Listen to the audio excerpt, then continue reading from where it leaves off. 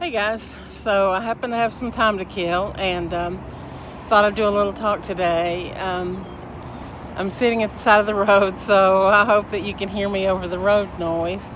I've got my emotional support pet, so if you see me looking over, I'm just checking on her.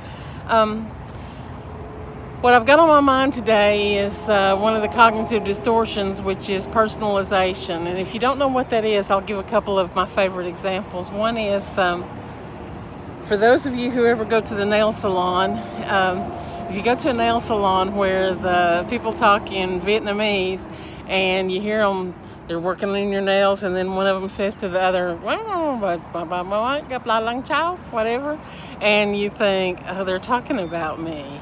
That's personalization. They may be talking about their boyfriend, they may be talking about their utility bill, whatever, but it may not be about you. And our natural instinct for those of us who have cognitive distortions is that they're talking about us. Somehow we think that they're talking about us. And sometimes when you enter a room and people are whispering or talking in low voices, and if they stop talking because you walked in, maybe they just didn't want you to hear what they were saying, but a lot of times we think, oh, they're talking about us. And that's a personalization. That's a cognitive distortion. It may not have anything to do with us. Well, I remember one time I was having a particularly rough day, and I was at a lunch table with a group of I guess there were about 8 of us. So there were 4 at one table and 4 at another table. There was a guy kind of at a distance. I'd never even seen the guy before. It was his first day there having lunch with us. And, whoo, sorry about that. Whoa, I don't know what just happened. That's a close-up of me. Let's see if I can fix this. Nope, I cannot. Okay, yeah, I did. Yay! I got mad skills. Not really. So it was his first day having lunch with us, and I was having a really rough day, and I was crying. And when a couple of people left the table, and it ended up being just he and I, and maybe 1 or 2 other people, he looked over at me and he said, is it about me? And I said, what? And he goes, did I do something that's got you upset? And I started to chuckle. I was having a really bad day and I was crying, but when he said, was it because of him? It made me laugh because I'd never seen the man before in my life. The man had done nothing to me. It had absolutely nothing to do with him. And yet, he felt like maybe it had something to do with him. And I remember that a lot of times, that's personalization. That's when you put things that have nothing to do with you and you want to claim credit for them, or you want to believe that they have something to do with you. And when I do that a lot is when, let's say Ignacio comes home and he's had a really rough day, and he comes in and he's kind of fussy or he's kind of short, and I think, well, what did I do to piss you off this time? The famous John Belushi phrase. And I know sometimes I make these comments and some of you are too young to remember this, but you remember the John Belushi comment when he goes, what did I do to piss you off this time, baby? and well, I think, what did I do to make you so mad? Well, I didn't do anything. He was having a bad day and it had nothing to do with me. And I've had to learn to tell myself a lot of times, a lot of stuff in people's lives has absolutely nothing to do with me. I happen not to be the center of the universe for a hell of a lot of people. There are a hell of a lot of people running around here without me being the center of their universe. Believe it or not, it's the truth. I'm here to tell you today. So that's the thing I'm thinking about today is personalization. And I think that a lot of people do it. I've seen it. I've heard about it. I know it's a thing. And we personalize things and we take it to heart that, yeah, they're talking about us. Yeah, they're thinking about us. You know what? No, they're not. I even used to sometimes think that people would say things, they'd be like, oh, that's such a cute blouse, or oh, those are such cute earrings. Did I put earrings on today? Yeah. And they'll say, those are so cute. And I would think, well, they're just doing that to be nice. They're just doing that to be nice. Well, you know, I've come to find out people aren't that nice. You spend a lot of time around people and you'll figure out that people have their own agendas.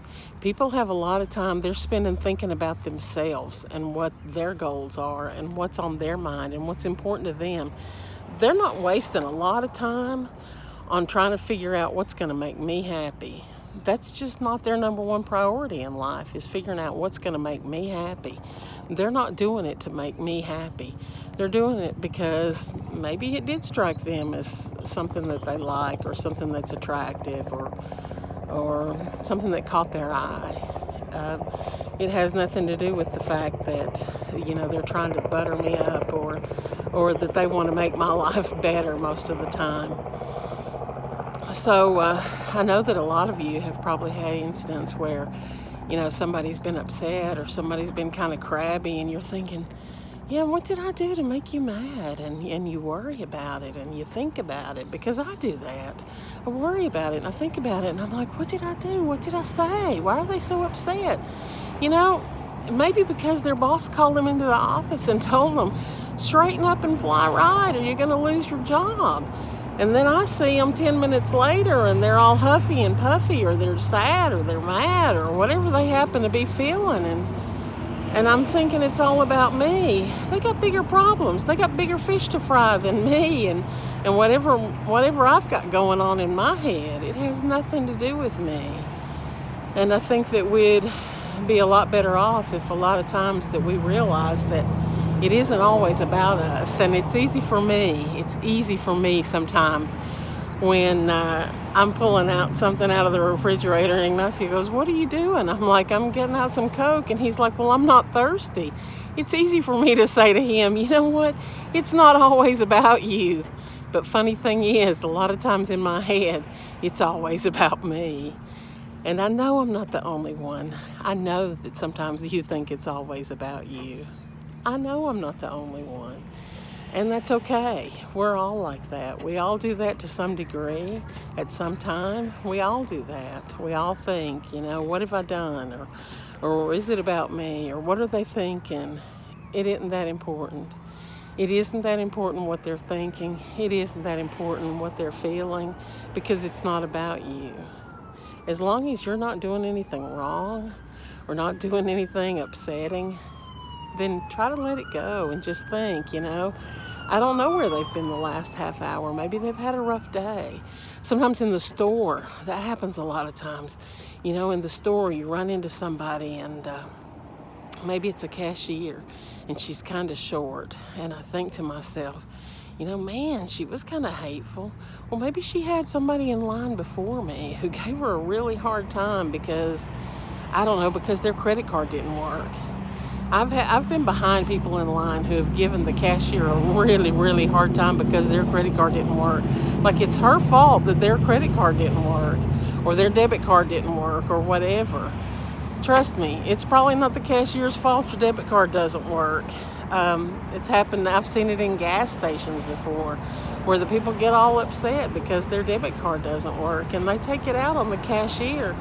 And then the cashier probably takes it out a little bit on the next person because they just got reamed out by somebody who doesn't have enough money in their bank account to pay for their gas. It wasn't their fault. But then that comes down to displaced aggression, which is something we could take up in a whole nother session. But today I wanted to talk about the personalization because I know it's something that we all do. I know it's something that we all struggle with. And like I said, everybody has it to a certain degree. Some of us are much, much better at it than others. And some of us not so much. And that's good. But it's something that we can all work on and remind ourselves, we're not the center of their universe. It's not all about us. We don't know what they're going through. We don't know what they've been through. I saw a good film by the Cleveland Clinic.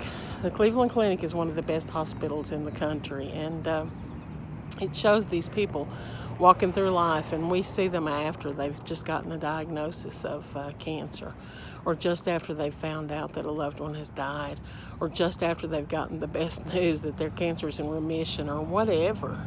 And we see them, But we don't know as they're walking through the parking lot that that's what they've just gone through. We don't know that. We don't know when they drop all the contents of their purse in the parking lot that that's just what they've gone through. So sometimes I think it's important, just like we would want people to sometimes treat us with a little bit of gentleness and kindness and compassion, that we treat everybody that we come into contact with a little bit of patience and gentleness and compassion, because we don't know what their situation is. And again, it all comes back to it's not all about us. They've got things in their life. They've got bills to pay. They've got boyfriend issues. And so when they're doing your nails and they start talking, they got a whole life outside of the hour that they're spending with you once every 2 weeks. Maybe they are talking about you. Maybe that 5 minutes or 2 minutes, they are talking about you. That 2 minutes of your life, that person may be talking about you. Maybe they're not. Maybe they're telling their best friend at work about something that happened in their private life in their own language, and you just happen to be sitting there while they're doing it.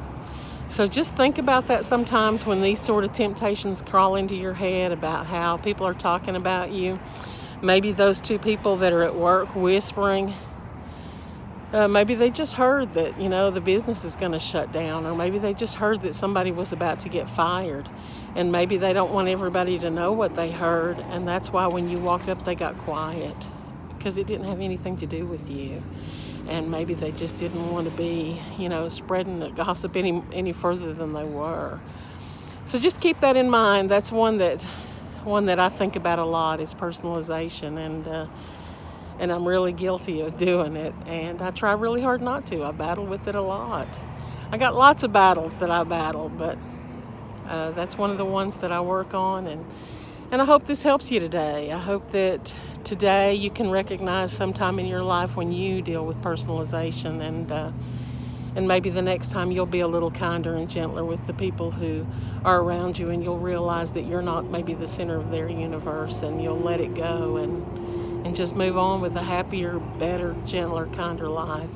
And I hope you have a great day, and I'll see you again tomorrow. Love you guys. Bye.